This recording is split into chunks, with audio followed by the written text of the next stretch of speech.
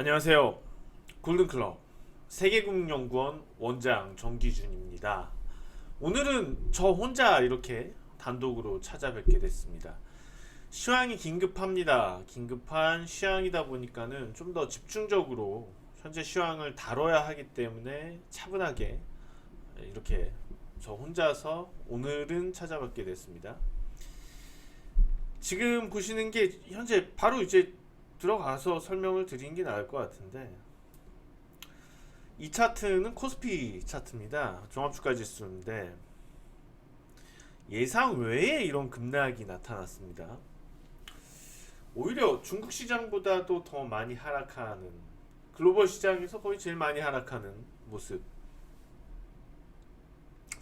기대하기 어려웠던 부분, 무엇보다도 지지라고 생각되는 부분을 이탈하게 되니까는 외국인 투매. 오늘 모습만 보면은 매우 심각합니다. 오늘 모습만 보면 우려할 수 있는 부분들이 오늘 시장 흐름 때문에 만들어졌을 수도 있어요. 심리적으로 깨질 수가 있으니까. 결론부터 얘기하고 넘어간다면 저점은 거의 나왔다고 보입니다. 차근차근 설명을 할 수 있었으면 좋을 것 같고요. 지금 그럼 왜 이런 과도한 하락이 나오는지에 대한 설명 먼저 필요할 것 같아요. 먼저 세계 시장 동향 살펴보면서 한국 증시가 얼마만큼 과도하게 하락했는지 볼 필요가 있을 것 같은데, 일단 한국과 많이 비교되는 가권 오늘 많이 하락했지만 1.74%. 자, 중국 상하이로 넘어가겠습니다. 상하이 지수 그동안 뭐 많이 하락을 했는데 코스피하고 같이 보시면은 코스피도 따라서 하락을 하다가 지금 중국의 하락폭을 그대로 따라 잡아버리는 모습이죠. 뭐 중국만큼이 하락하지는 않았지만 오늘 그렇게 하락했다 하더라도, 그런데 이제 오늘만 보더라도 중국보다 많이 하락하는, 안타깝죠. 안타까워. 네. 일본도 보실 텐데 일본도 우리보다는 하락하지 않았고, 홍콩도 한번 보시겠습니다.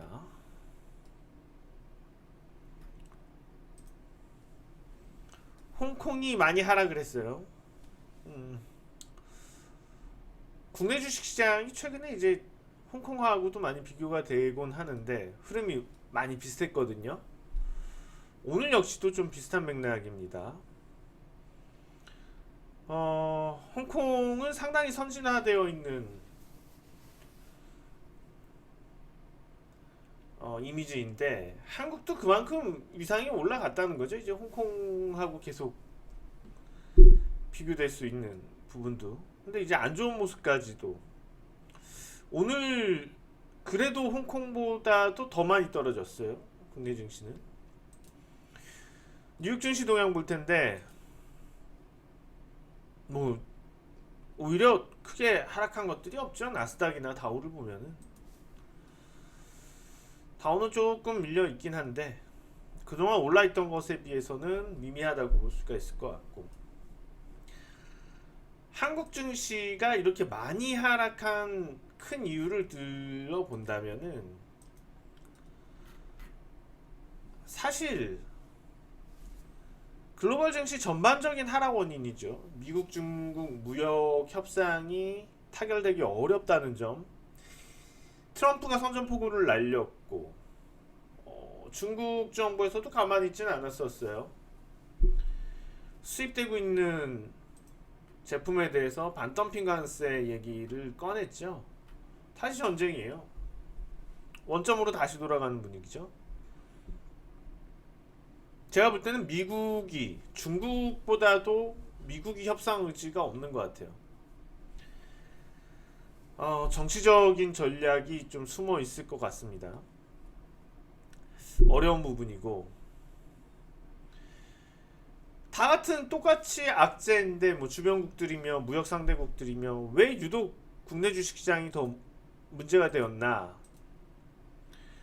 반도체 종목들, 최근 들어서 비메모리 반도체 말고 메모리 반도체, 삼성전자, 하이닉스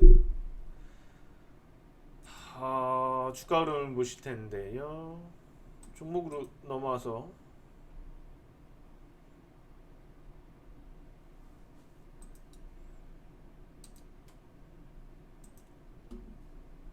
하이닉스 오늘 5% 이상 하락을 했고요. 하이닉스, 그 다음에 삼성전자, 우선주, 삼성전자 다 합치면 시가총액이 상당해요. 보시는 것처럼 15%, 삼성전자, 하이닉스가 3.2%. 그럼 다 합치면은 삼성전자, 우선주까지 합치면 20%입니다. 시가총액 비중이요. 막대하죠. 단 세 종목이 20% 비중이에요. 코스피 전체 상장되어 있는 코스피 종목 수가 상당히 많죠. 지금 900 종목 정도 될 텐데 900 종목 정도 되는 종목에서 이게 너무 많은 비중을 차지하죠. 세 종목이. 이런 시가총액이 높은 반도체 종목의 급격한 하락이 특히 삼성전자겠죠. 그러면은 사실 오늘 삼성전자 일부 시가총액 10위권 안에 들어가고 있는 종목들을 없었다면, 한 종목 10개가 없었다면, 국내 주식시장에, 아이고 죄송합니다, 국내 주식시장에 종목 10개가 없었고 그걸로 인한 프로그램 매도가 없었다, 시장 내 악순환이 없었다면 지수는 이렇게까지 이거 반도 하락하지 않았을 거예요. 시장 특별한 부분은 국내 우리 정부에서도 북한 이번에 미사일 발사 관련돼서 좀 안 좋은 방향 쪽으로 탄도미사일이라면은 우려스럽다는 내용을 분명히 표명을 했습니다.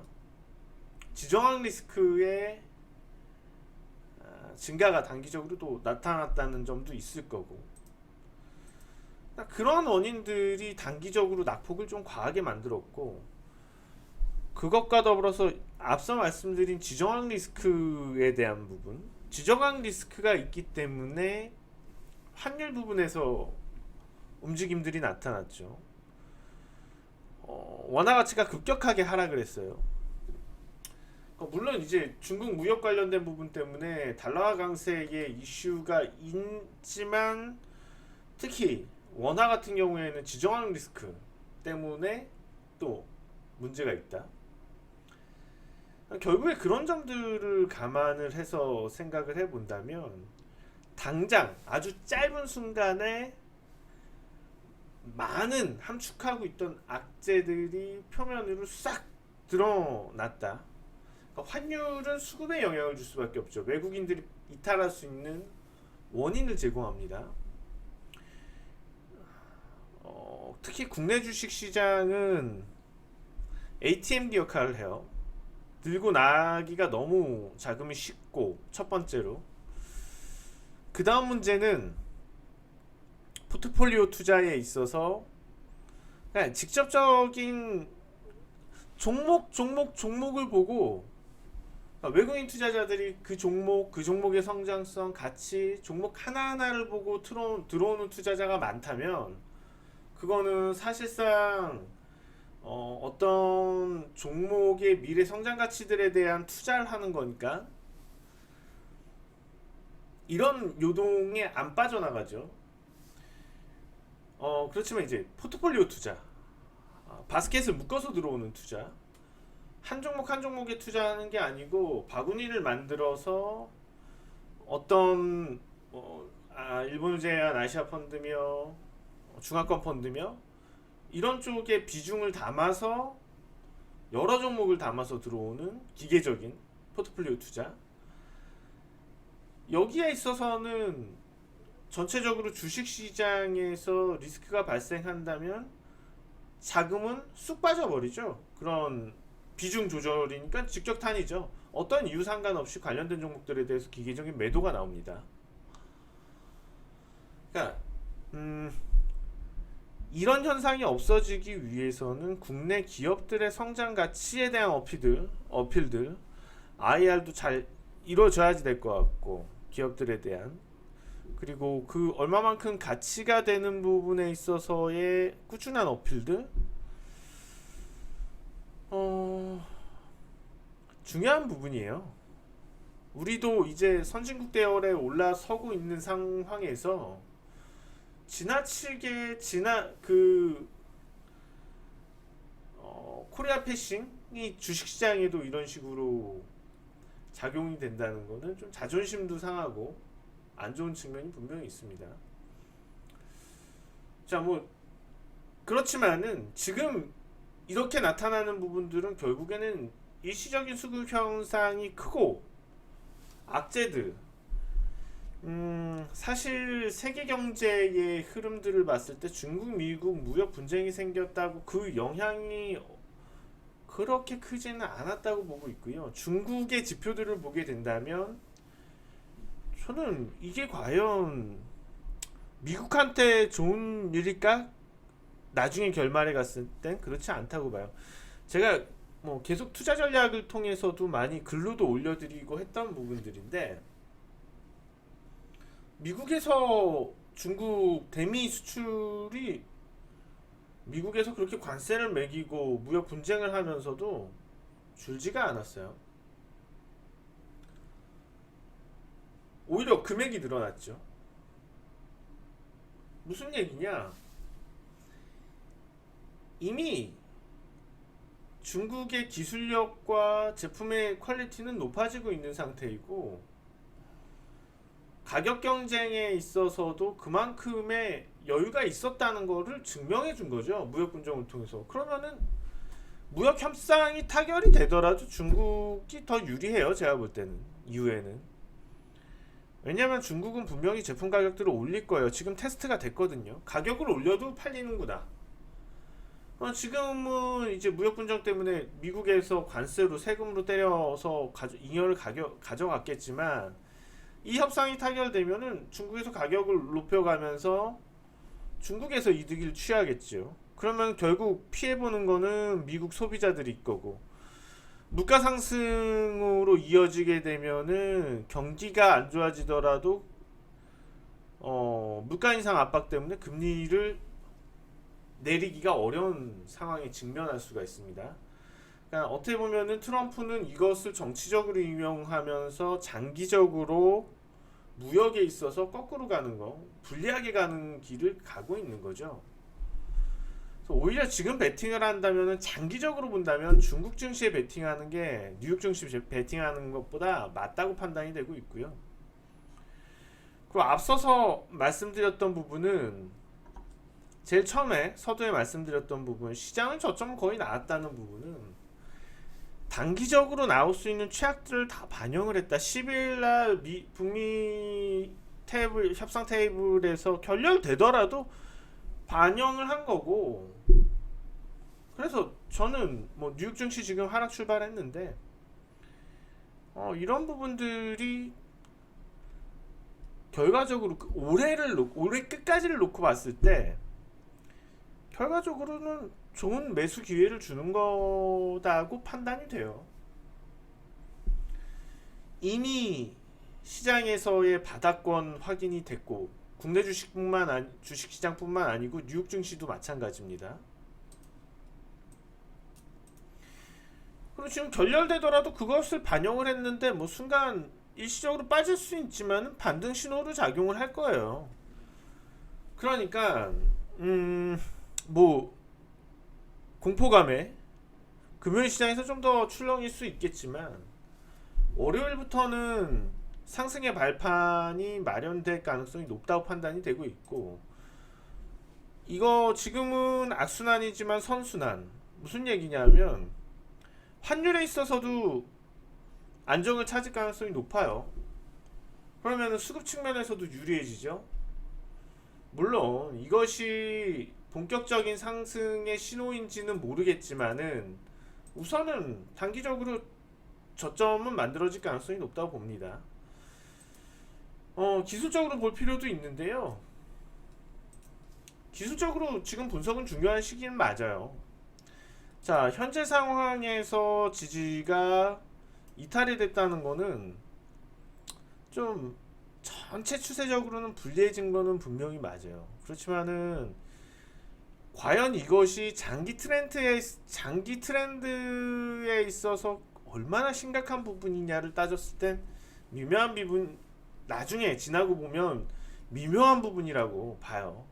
자, 지금 상태에서 저점을 찍고 현재 그려드린 추세가 이제는 저항으로 작용을 할 텐데 일시적으로 뭐 저항을 받을 것 같아요.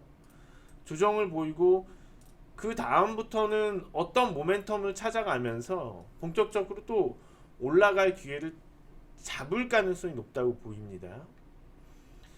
그래서 현재 뭐 2분기 상황에서는 실제로 반등했다가 내려왔다가 하반기부터는 또다시 탄력적인 상승을 보일 거고, 그렇다면 2분기에는 우리가 저점마다 주식을 모아둘 필요성은 분명하다는 거예요.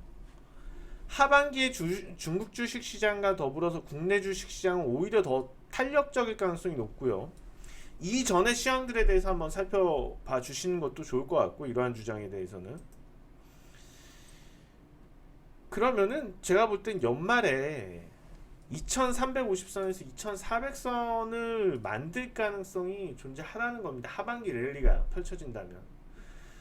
그러면 어쨌거나 지금 나올 수 있는 부분은 현재 상황에서 이번 이슈로 인한 하락은 올해 연중, 그러니까 연초를 제외하고 저점 매수할 수 있는 거의 가장 바닥일 가능성이 상당해요. 상당히 높아요. 그동안 시장이 올랐던 게 미국 북미 무역 분쟁이 모멘텀이 됐지만 그것 때문에 오른 것만은 아니거든요. 그러니까 이런 점들을 감안을 한다면은, 자, 저점 매수, 이번에 저점 매수 올라갔을 때 비중 좀 줄여놓고 또 내려오면 또 저점 매수, 또 올라갔다 또 변동 있으면 저점 매수, 이런 전략이에요. 그래서 뭐 시장에 대해서는 지금 뭐 그렇게 비관적으로 보고 있지는 않기 때문에. 자, 주간 추천주를 2주 동안 제가 안 드렸습니다. 2주 동안 부담스럽다, 너무 이제 뭐 모바일 리더 이런 것들 100%씩 올라가고 하니까, 미디어 앤칩 이런 것들이 추천한 지 뭐 한 달도 안 돼가지고 그래 보니까 부담스러워서 안 한 것도 있었고, 실질적으로 뭐 시황 부분에서도 저희가 녹여서 말씀을 드렸지만 리스크들이 존재를 하고 있었습니다. 그런 상황에서 급등주에 대해서 추천하는 건 좀 안 맞았다고 판단이 되고 있고요. 그렇지만 지금 저점 매수 가능한 시점에서 종목 추천을 안 드릴 수는 없을 것 같아요. 자, 오늘은 두 종목이에요. 첫 번째 종목은 신성통상입니다. 신성통상 글로벌 확장에 대해서 좀 우리가 기억을 해야지 될 것 같고, 이렇게 바닥권에서 많이 안 움직였던 종목들 이럴 때 담아두는 거 좋아요. 실적에 대해서도 신성통상 실적 보시면요, 작년까지 매출액이 저조했지만 올해 보실래요? 올해 이미 작년 영업이익을 뛰어넘었어요. 순이익도 마찬가지고요. 지금 순이익 증가세는 상당히 가파르게 커질 수가 있어요. 이미 해외 공장에서 생산을 하면 해외로 바로 수출이 되는 부분들, 그러니까 이런 것들 감안한다면 지금 숨어있는 종목들이거든요. 신성통상 같은 종목들이요. 이거는 뭐 다음주 급등 유망이라기보다는 좀 중장기적으로 우리가 가져가도 괜찮은 종목이다 소개를 해드리고, 시간이 얼마 남지 않아가지고 좀 빠르게 말씀을 드리는데, 자, 다음 한 종목은 SNK입니다. SNK 참 괜찮은데 시기를 잘못 만났죠. 상장하는 시기를 너무 잘못 만난 것 같아요. 공모가가 44,000원인데 공모가 이하입니다. 일본 게임 회사인데 매출 규모 어마어마해요. 지금 현재 1조 미만의 이런 시가총액은 말이 되지 않는다고 판단이 됩니다. 그렇기 때문에 저는 SNK는 신성통상보다는 조금 더 짧게 보고 기대 수익도 높게 가져갈 수 있다. 다만 신규 상장 리스크 감안해서 손절가 잡아 두시고 접근하는 전략이 필요하다. 오늘은 여기까지입니다. 골든클럽 세계금융연구원 원장 정기준이었습니다. 고맙습니다.